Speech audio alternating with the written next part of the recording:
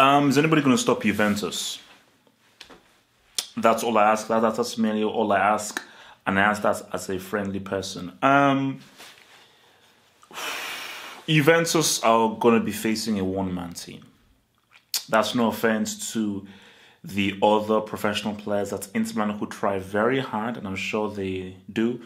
Well, to be honest, Juventus are going to be facing more of a two-man team, really, because you've got Icardi. I think Handanovic is the most underrated goalkeeper out there, and I think Skriniar is actually a damn good defender. But really, it's a one-man team, really, because Icardi is far and away Inter Milan's best player, and Icardi is pretty much the only man that really scores for Inter Milan on a consistent basis. How he got 29 Gs last season with the dude called Candreva, I have no idea. But Juventus are a match machine, and you know what? For me, I feel that Juve obviously have the goal-scoring machine in Cristiano in the team, but I do feel that right now, the best player for Juventus, right now, form-wise, it's probably Bentancur. That midfielder, that dude, that's a nice midfielder. I think the Cancelo guy, he's all right, but I'm just looking at Bentancur, and I think he's even performing better than Dybala. Just how he carries the ball, his grace on the ball, how he glides across the pitch, his understanding of who to pass to, who to give the ball to.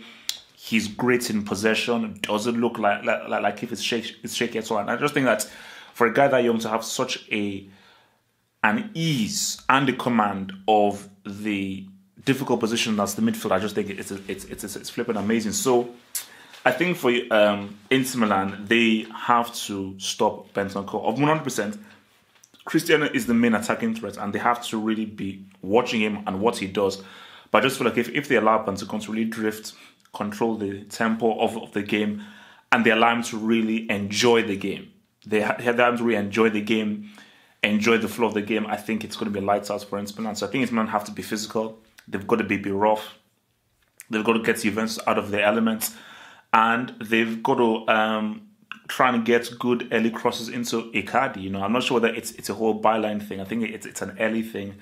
It's quick, it's fast, and I just think they have to try and catch out Chiellini and everything. If it's slow and laborious and they're spending 3,000 years to pass to a dude, that's not going to work.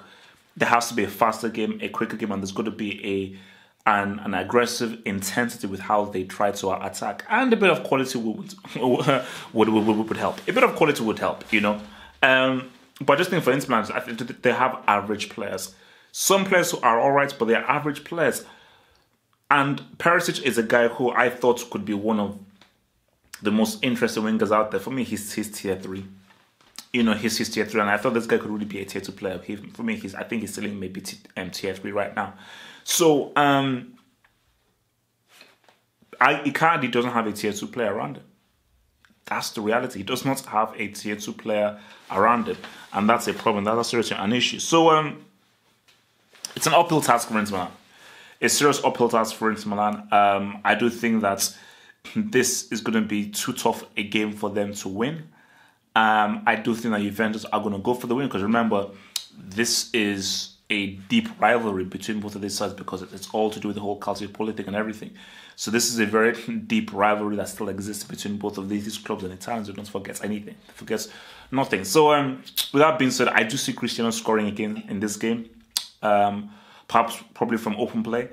And I'm not sure. So I'm looking at a 2-0 here.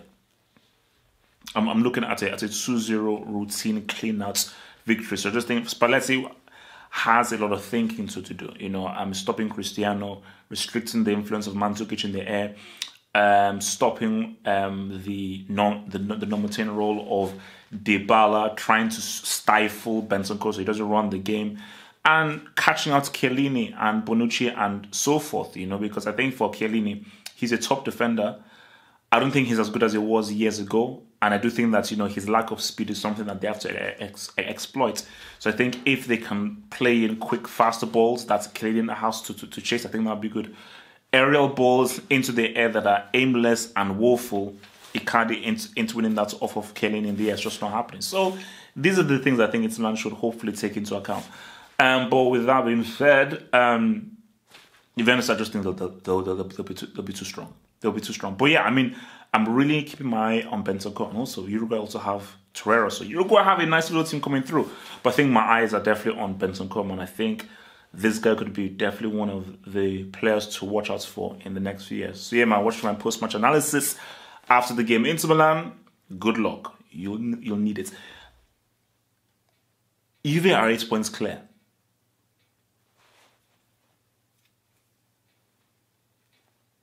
Thanks for watching the video. Now think about becoming a Football Hot patron by pledging an amount each month and then gain access to exclusive content only on the Football Hot patron page. Peace. Head over to the official site at halffootballhot.com or just click over here.